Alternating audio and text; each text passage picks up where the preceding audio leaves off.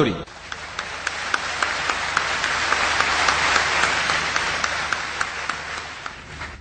এবারের একজন অমুসলিম বোন এবার প্রশ্ন করবেন। সবাইকে শুভ সন্ধ্যা। আমার নাম আরতি, আমি ইঞ্জিনিয়ারিং এর স্টুডেন্ট। আমি এই কথা মানি যে সব ধর্মই আসলে কিছু বিশ্বাসের সমষ্টি। হিন্দুইজম একটা বিশ্বাস, ইসলাম একটা বিশ্বাস, খ্রিস্টান ধর্ম একটা বিশ্বাস। আর বেশিরভাগ প্রধান ধর্মই যেমন হিন্দুইজম, ইসলাম বা খ্রিস্টান ধর্ম এগুলো সময়ের সাথে গড়ে উঠেছে। এই ধর্মগুলো অনেক সময় পার করে তারপর এসেছে। এই ধর্মগুলোতে অনেক কিছু যোগ হতে পারে, বাদ যেতে পারে, এতে করে ধর্মটা উন্নত হতে পারে, অথবা এসব যোগ বিয়োগে ধর্মটার অনেক ক্ষতিও হতে পারে। আমার প্রশ্নটা হলো, আমাদের কেন কোরআন বা বেদের মতো কিছু ধর্মগ্রন্থ মেনে চলতে হবে? আমরা কেন ধর্মগুলোর ভালো জিনিসটা নিয়ে আর খারাপ জিনিসগুলো বাদ দিয়ে তারপর পালন করি না? কোরআন থেকে ভালো জিনিস নিলাম, বেদ থেকে ভালো জিনিস নিলাম, বাইবেল থেকে ভালো জিনিস নিলাম, তারপর সেগুলো মানতে পারি।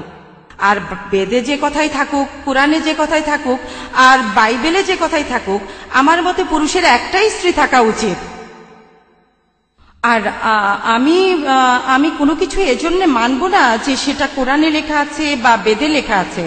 আমি আমার যুক্তি আর বুদ্ধি দিয়েই সেটা বিচার করব, আর সব ধর্ম থেকে ভালো জিনিসটাই নেব। আর আজকের এই অনুষ্ঠানে আমরা কেন এই দুইটা ধর্মের সাদৃশ্য আর পার্থক্য নিয়ে আলোচনা করছি? আমরা তো দুইটা ধর্ম থেকে ভালো জিনিসগুলো নিয়ে আমাদের নিজেদের মতো জীবনযাপন করতে পারি। এটাই আমার প্রশ্ন। বোন, আপনি খুব সুন্দর একটা প্রশ্ন করেছেন, খুবই সুন্দর প্রশ্ন, খুবই প্রাসঙ্গিক প্রশ্ন। আমরা কেন কোনো ধর্ম পালন করব? কেন হিন্দুইজম, ইসলাম আর খ্রিস্টান ধর্ম তার চেয়ে সব ভালো জিনিসগুলো জড়ো করি, সেগুলোই মেনে চলি, শেষ। কোনটা ভালো কোনটা খারাপ কে বলবে?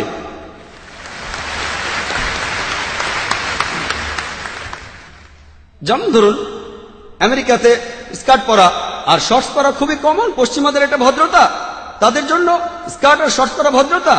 যদি চেন্নাইতে এমন করেন, যদি এখানে স্কার্ট শর্টস পরা কোনো মেয়েকে আপনি দেখেন, তখন বলবেন এটা অভদ্রতা। আপনিও বলবেন বোন, আপনিও বলবেন অভদ্রতা। তাহলে আমেরিকায় যেটা ভদ্রতা, এখানে সেটা অভদ্রতা। কয়েক বছর আগে আমি আমেরিকায় গিয়েছিলাম, সেখানে একজন বলল তোমাদের ইন্ডিয়ার মহিলারা খুবই অভদ্র। আমি অবাক হয়ে বললাম, কেন ইন্ডিয়ার মহিলারা অভদ্র কেন? কারণ তারা যখন শাড়ি পরে তাদের পেট দেখা যায়। তার মানে আমেরিকায়, সে দেশের নিয়মে কোনো মহিলা তার পেট দেখালে সে অভদ্র। তাহলে কে ঠিক করবে? আপনি যদি মুসলিম দেশগুলোতে যান, আরব দেশগুলোতে, কোনো মহিলার দিকে তাকানো, কোনো মহিলার দিকে চোখ ফেরানো অন্যায়, অভদ্রতা। এখানে যদি কোনো মহিলাকে স্পর্শ না করে কথা বলেন, তার দিকে তাকান, সেটা ভদ্রতা। তাই ইন্ডিয়ানরা নমস্তে বলে স্পর্শ ছাড়া। পশ্চিমা দেশগুলোতে হ্যান্ডশেক করাটা খুবই কমন। একজন মহিলা আর একজন পুরুষ হ্যান্ডশেক করছে, সেটাই ভদ্রতা। শরীরের অন্যান্য অঙ্গ প্রত্যঙ্গ স্পর্শ না করে হ্যান্ডশেক করা কিছু পশ্চিমা দেশে এটাই হলো ভদ্রতা। অন্যান্য পশ্চিমা দেশে মহিলাদের ঠোঁটে আর গালে চুমু দেওয়াটা হলো ভদ্রতা।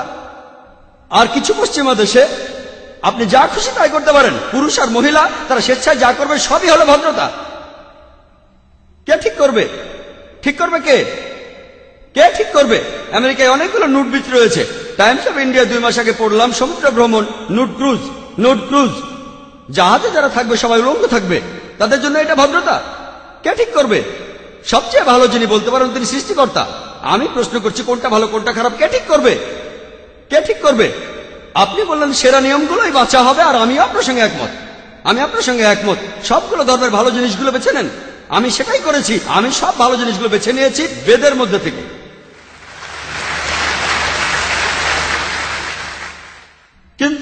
কিন্তু ভালো জিনিসটা আপনাদের জন্য ভালো নয়, এটাই সমস্যা। এই আলোচনাটাও আমি করব। আমি চ্যালেঞ্জ করছি সব মানুষকে, ইসলাম ধর্মের মাত্র একটা মূলনীতি খুঁজে বের করুন যেটা আমাদের মানবতার বিরুদ্ধে কথা বলছে। একটা।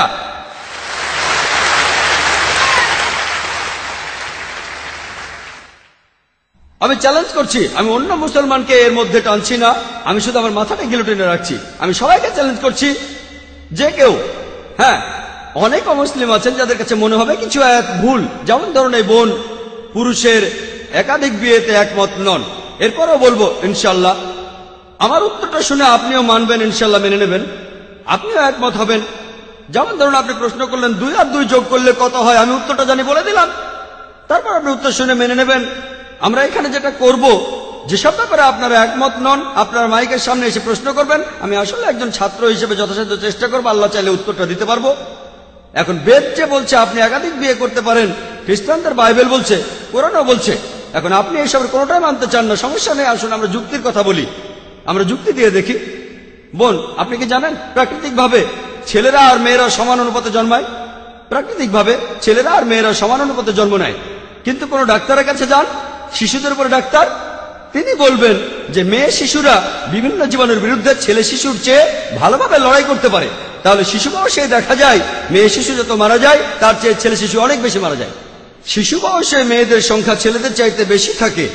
তারপর সময় যায়, মানুষ ধূমপানের কারণে মারা যায়, মদ খাওয়ার কারণে মারা যায়, অ্যাক্সিডেন্টে মারা যায়, যুদ্ধে মারা যায়, এখানেও মেয়েদের চাইতে ছেলেরা বেশি মারা যায়। তাই আজকের দিনে পৃথিবীতে পুরুষের চাইতে মহিলার সংখ্যা অনেক বেশি। শুধুমাত্র কয়েকটা দেশে, ইন্ডিয়ার মতো তৃতীয় বিশ্বের কয়েকটা দেশে মেয়েদের সংখ্যা ছেলেদের চাইতে অনেক কম। কারণটা জানেন? কারণ হলো মেয়ে শিশু হত্যা। বিবিসির একটা রিপোর্টে এমিলিও বেকাননের কথা অনুযায়ী তিনি একটা প্রোগ্রামে বেশি বয়সে মৃত্যু নিয়ে বলেছিলেন, প্রত্যেক দিন ইন্ডিয়াতে 3000-এরও বেশি মহিলা তাদের গর্ভপাত ঘটায় যখন জানতে পারে গর্ভের শিশুটি মেয়ে। তার মানে প্রতি বছরে ইন্ডিয়াতে 10 লাখেরও বেশি মহিলা গর্ভপাত ঘটায় যখন জানতে পারে গর্ভের শিশুটি মেয়ে। যদি এই অশুভ প্রথাটি বন্ধ করা যায়, আর তামিলনাড়ুর সরকারি হাসপাতালের রিপোর্ট অনুযায়ী আপনাদের এই প্রদেশেই এই রিপোর্ট বলছে প্রতি 10 জন মেয়ে সন্তানের 4 জনকে মারা হয়, এই কাজটাকে সঠিক? এটা ভুল। যদি এই অশুভ প্রথা বন্ধ করেন তাহলে ইন্ডিয়াতেও মেয়েদের সংখ্যা হবে ছেলেদের সংখ্যা চাইতে বেশি। শুধুমাত্র আমেরিকাতেই মেয়েদের সংখ্যা ছেলেদের চাইতে 78 লক্ষ বেশি। শুধু ইংল্যান্ডে ছেলেদের চাইতে মেয়েদের সংখ্যা 40 লক্ষ বেশি। জার্মানিতে মেয়েদের সংখ্যা 50 লক্ষ বেশি। শুধু রাশিয়াতে মেয়েদের সংখ্যা হচ্ছে 90 লক্ষ বেশি। আল্লাহ জানেন পৃথিবীতে মেয়েদের সংখ্যা ছেলেদের চাইতে কতজন বেশি। মনে করুন হাইপোথেটিক্যাল প্রশ্ন, ধরুন আমার বোন সে আমেরিকায় থাকে, অথবা আপনার বোন সে আমেরিকায় থাকে, ইউএসএ, আর সেখানকার বিয়ের বাজারে প্রত্যেক পুরুষ একটা করে বিয়ে করেছে। তবুও সেখানে 78 লক্ষ মহিলা থাকবে যারা কোনো জীবন সঙ্গী খুঁজে পাবে না। তাদের জন্য তখন একটা উপায় খোলা থাকে, যেসব মহিলা জীবন সঙ্গী খুঁজে পাবে না তারা হয় কারো দ্বিতীয় স্ত্রী হতে পারে, অথবা হতে পারে জনগণের সম্পত্তি। হয়তো বলবেন জনগণের সম্পত্তি, ভাই জাকির এটা খারাপ শব্দ। বোন, সবচেয়ে ভদ্র ভাষায় আমি এটাই বলতে পারি, এর চেয়ে ভালো কোনো শব্দ জানা নেই। আমেরিকাতে সে দেশের পরিসংখ্যান আমাদের বলে বিয়ের আগে গড়ে একজন মানুষের 8 জন যৌনসঙ্গী থাকে। রক্ষিত রাখাটা খুবই কমন, যতজন খুশি 10 জন, 20 জন, 30 জন, সমস্যা নেই। 100 জন, আইন আপনাকে কিছুই বলবে না। যদি আপনার একাধিক স্ত্রী থাকে এই ব্যাপারটা তারা হজম করতে পারে না। কেন? রক্ষিতা হয়ে মহিলারা কোনো অধিকার পান না, এখানে সেই মহিলাকে অসম্মান করা হয়। ইসলামে আপনার দ্বিতীয় স্ত্রী থাকলেও তার সমান অধিকার, তার সম্মান আছে, সবাই শ্রদ্ধা করে। তবে আমি আপনার সঙ্গে একমত, এ ব্যাপারে একমত যে কোনো মহিলাই স্বাভাবিক পরিস্থিতিতে তার স্বামীকে অন্য মহিলার সাথে ভাগাভাগি করতে চায় না। আমি একমত বোন, আমি আপনার সাথে একমত। কিন্তু ইসলামিক শরিয়ার মূল কথা হলো বড় ক্ষতি ঠেকানোর জন্য ছোট কোনো ক্ষতি হওয়া ভালো। বড় ক্ষতি ঠেকাতে হলে ছোট ক্ষতি হওয়া ভালো। তাহলে মুসলিম উম্মার সব মুসলমান মহিলা জানেন যে অনেক মহিলা অবিবাহিত, যদি তারা অনুমতি না দেয় তাদের স্বামীদের একাধিক বিয়ে করতে, এরা জনগণের সম্পত্তি হবে। তখন তারাই বলবে আমাদের স্বামীদের ভাগাভাগি করব, কিন্তু অন্যান্য বোনদের জনগণের সম্পত্তি হতে দেব না। আশা করি উত্তরটা পেয়েছেন।